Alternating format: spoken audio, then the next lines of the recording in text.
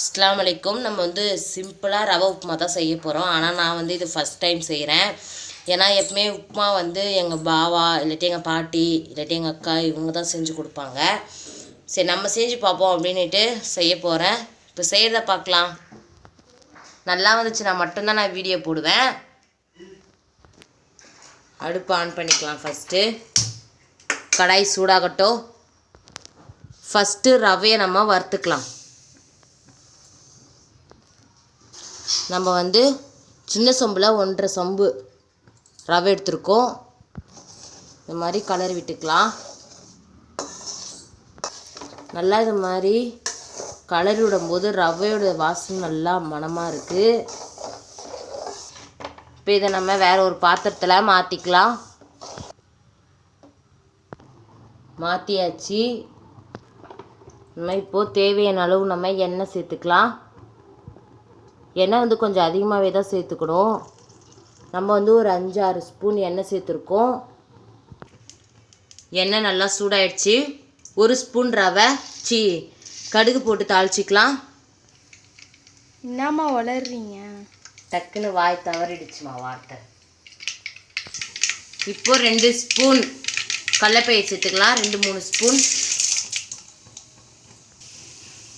கடலைப்பயிறு பொன்னிறமாக கலர் மாறிடுச்சு. இப்போ தேவையான அளவு கருவேப்பிலை.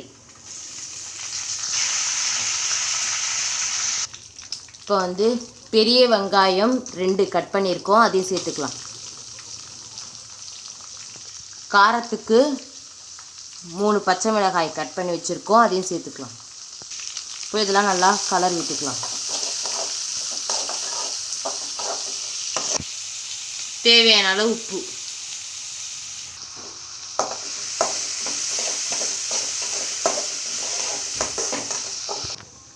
ஒரு 1/4 ஸ்பூன் மட்டும் இஞ்சி பேஸ்ட்டு சேர்த்துக்கலாம். இஞ்சி முழுசாக நம்ம வீட்டில் இல்லை. முழுசாக இருந்துச்சுன்னா கட் பண்ணி போட்டால் சாப்பிட்றப்போ இஞ்சி கடிக்கிறப்போ அது ஒரு டேஸ்ட்டாக இருக்கும். நம்ம இஞ்சி இல்லைன்றதுனால இஞ்சி பேஸ்ட்டு சேர்த்துருக்கோம். கிளியராக இருக்கான்னு பாரு ஆயிஷாமா. நம்ம 1.5 சொம்பு சின்ன சொம்பில் ரவை எடுத்துருந்தோம்ல, அதே சொம்பில் நம்ம 2 சொம்பு தண்ணி ஊற்றிக்கலாம். தேவையான அளவு தண்ணி ஊற்றியாச்சு. இப்போ கொதிக்கிட்டோம், வெயிட் பண்ணலாம். நல்லா கொதிக்குது. இப்போ நம்ம இது மாதிரி ரவையை கொட்டுறப்பவே இது மாதிரி கலரி விட்டுக்கிட்டே கொட்டலாம். அப்போ தான் கட்டி பிடிக்காது. ரவையை நம்ம கொதிக்கிற தண்ணியில் சேர்த்தாச்சு. இப்போ அடுப்பு நம்ம சிம்மில் தான் வச்சுருக்கோம். தண்ணி கொஞ்சம் பத்தலை. இப்போ நம்ம ஒரு 1/4 சொம்பு அளவுக்கு தண்ணி ஊற்றிக்கலாம்.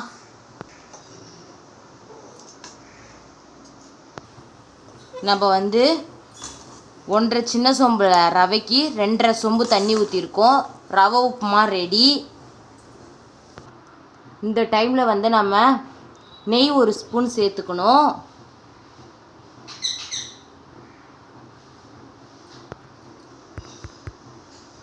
இப்போ நல்லா நெய்யை கலர் விட்டுக்கலாம்.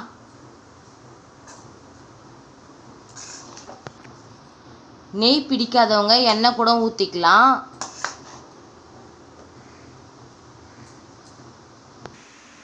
நம்ம உப்புமாவுக்கு சட்னி வேணுமேன்றதுக்காக 1/2 மூடி தேங்காய், நார்மல் சைஸ் வெங்காயம் 1, ஒரு 3 பல்லு பூண்டு, காரத்துக்கு தகுந்த மாதிரி பச்சை மிளகாய் சேர்த்துருக்கோம். இப்போது ஒரு 2 ஸ்பூன் பொட்டுக்கடலை. இப்போ இதை அரைச்சிட்டு வந்துடலாம். சட்னி அரைச்சாச்சு.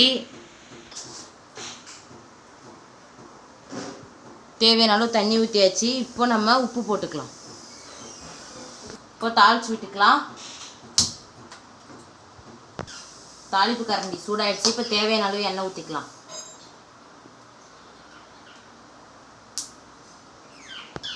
எண்ணெய் சூடாயிடுச்சு. ஒரு 3/4 ஸ்பூன் கடுகு போட்டு தாளிச்சிக்கலாம். 2 காஞ்ச மிளகாய், தேவையான அளவு கருவேப்பிலை. இப்போ இதை கலர் விட்டுக்கலாம். நல்லா புரிஞ்சிச்சு. பருப்பு ஆஃப் பண்ணிடலாம். இப்போ தாளிச்சதை சட்னியில் சேர்த்துக்கலாம்.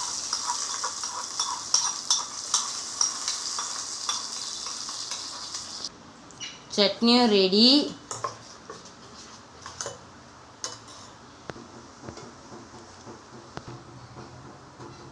இப்போ நம்ம பாப்பாவுக்கு உப்புமா வச்சு கொடுப்போம்.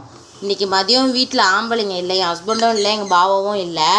என்னம்மா சமையல் செய்ய போகிறேன்னு கேட்டால் நான் சொன்னேன், பாவாவும் இல்லை, நஜீர் பாவாவும் இல்லை, நம்ம உப்புமா இது மாதிரி டிஃபன் ஏதாவது செஞ்சுக்கலாம் அப்படின்னேன். என்னம்மா செய்ய போகிறேன்னு கேட்டால் உப்புமான்னு டிவியை பார்த்து நல்லா கேட்டு போயிட்டா.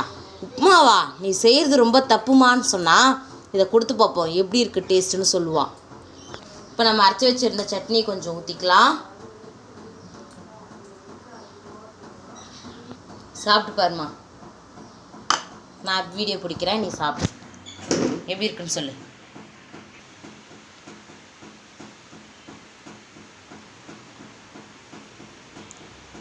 உண்மையை மட்டுமே சொல்லு, பொய் சொல்லாத. நல்லா இருக்கும்.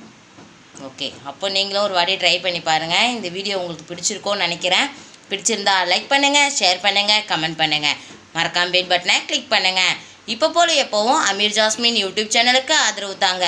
வாங்க சாப்பிட்லாம். அஸ்ஸலாமு அலைக்கும்.